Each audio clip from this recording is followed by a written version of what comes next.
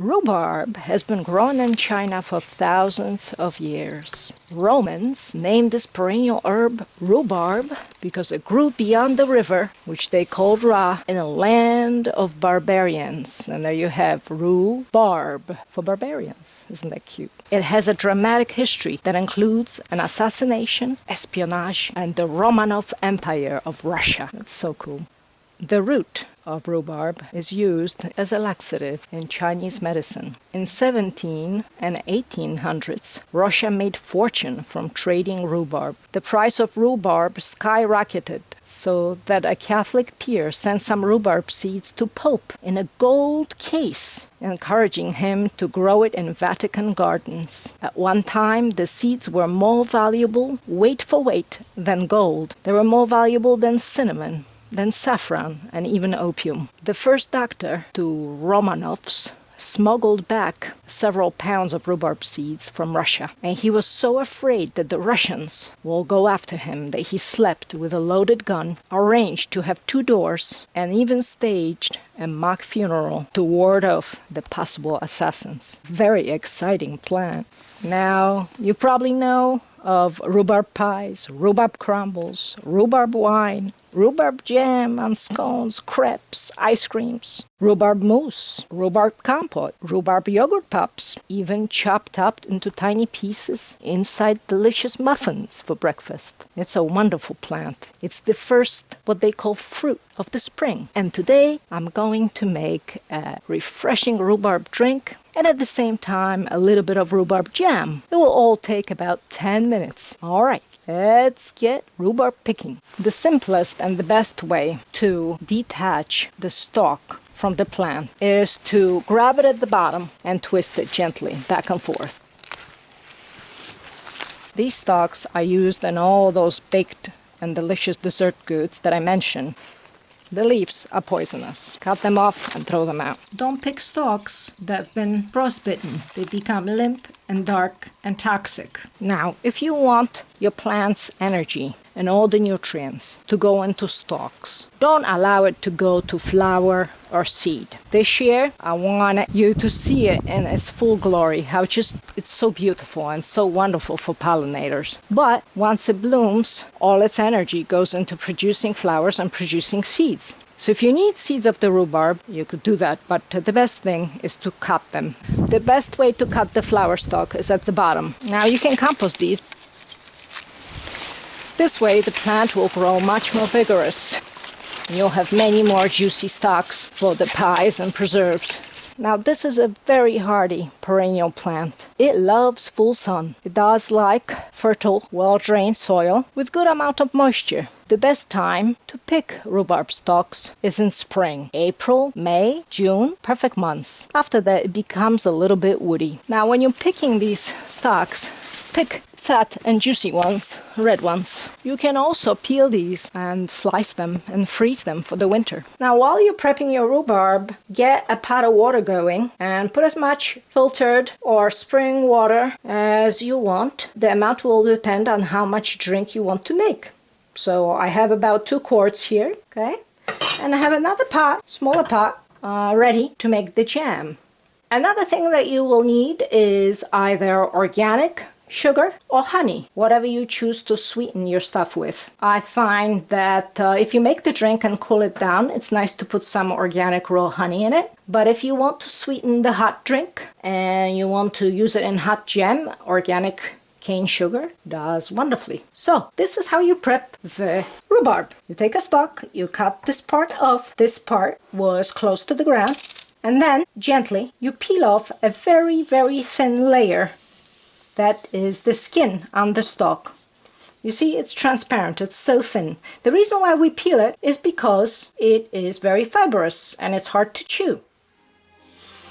So it's very, very, very easy. Just go like this and peel. Like this and peel. Very, very thin. And voila! The stalk is prepped. Take a look again. Cut this part off. And then just peel the skin. Now, if you don't have time to peel it, you might have to strain your drink, because it will be difficult to chew on.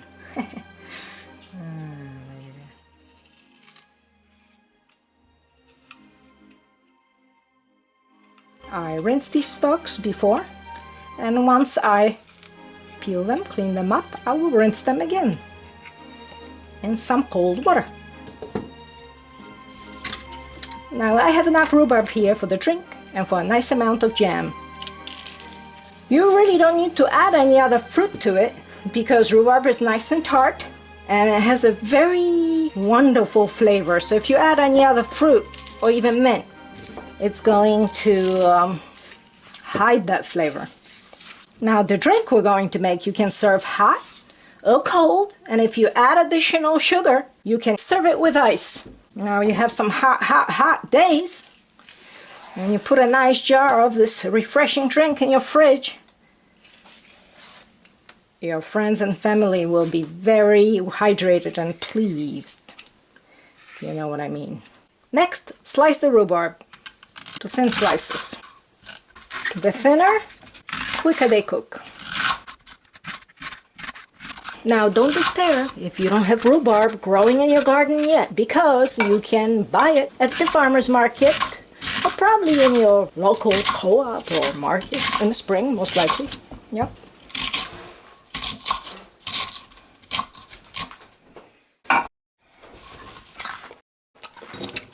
Now that you have your rhubarb slice and you have your water boiling, what you do is you lower the gas to low. You put on as much rhubarb as you'd like.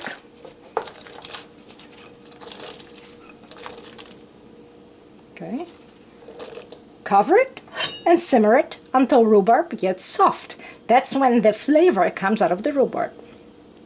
And for the jam, you put your rhubarb in a pot.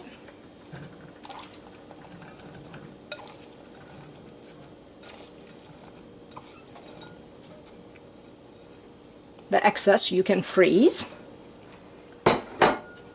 And you put some sugar on it.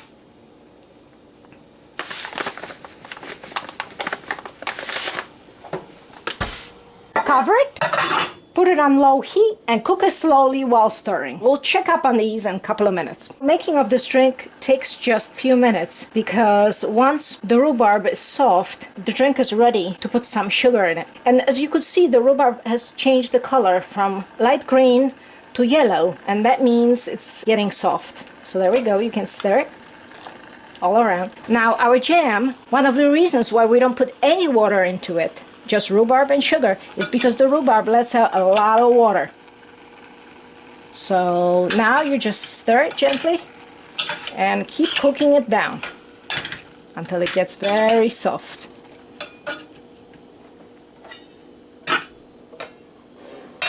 Once the rhubarb is nice and soft and it's falling apart, your drink is ready. All you need to do is cool it down a little bit and sweeten it to how sweet you like it, or sweeten it and cool it down. Here you have it. Now let's take a look at the jam. Once the jam is cooking and the rhubarb is soft, we uncover the pot and we cook out as much liquid as we want. Some types of rhubarb are more delicious than others. The Hock's Champagne and the Victoria have really superb flavors, and the Gaskin's Perpetual has the lowest oxalic acid levels, and it could be harvested for the longest time. You can pick up the seeds for the Gaskin's Perpetual from Baker's Creek Heirloom Seeds at rareseeds.com. Now the jam has cooked down and it's ready to be served. You could serve it hot over vanilla ice cream. You could have it over plain yogurt. You could put it in jars for winter time, and you can also make a drink out of it. You know, just dilute some of it with water. And then compote, or the refreshing summer drink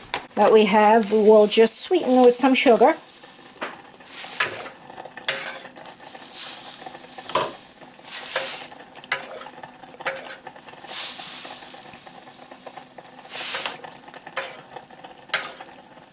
We'll let it cool. We'll put it into a pretty jar, stick a stem of mint in it, and serve it. Your jam is ready. It's nice, thick, and sweet. You put it over plain yogurt like that, or ice cream, or pancakes, French toast, or waffles, And for the winter, or just to store it, you put it in a nice jar.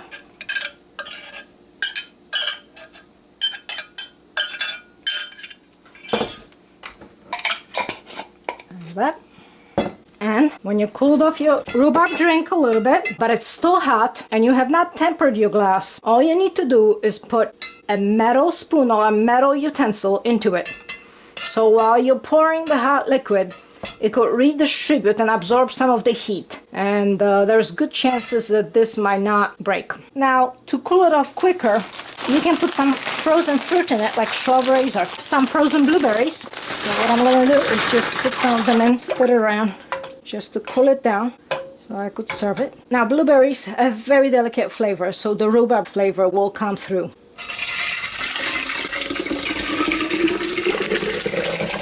Now you can add more water or sparkling water or anything you want if you need more. And you can serve it like this. Now of course you could also use it as a margarita mix if that's what you're into. Cheers!